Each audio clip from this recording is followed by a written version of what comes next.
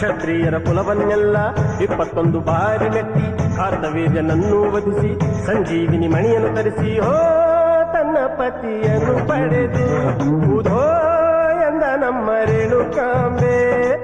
ಸವದತ್ತಿ ಕ್ಷೇತ್ರದಲ್ಲಿ ಬಂದವರಿಗೆ ವರಗಳ ಚಲ್ಲಿ ಕಲಿಯುಗವನ್ನೇ ಕಾಯುತ್ತಿರುವ ಕಾಮಧೇನು ತಾಯಿ ತಾಯಿ ಎಲ್ಲಿ ಕಾಣೆ ಎಲ್ಲಿ ಕಾಣೆ ಎಲ್ಲಿ ಕಾಣೆ ಎಲ್ಲವ್ವನಂಥವಳ ಎಲ್ಲಿ ಕಾಣೆ ಎಲ್ಲಿ ಕಾಣೆ ಎಲ್ಲಿ ಕಾಣೆ ಎಲ್ಲಿ ಕಾಣೆ ಎಲ್ಲವ್ವನಂಥವಳ ಎಲ್ಲಿ ಕಾಣೆ ಎಲ್ಲಿ ಕಾಣೆ.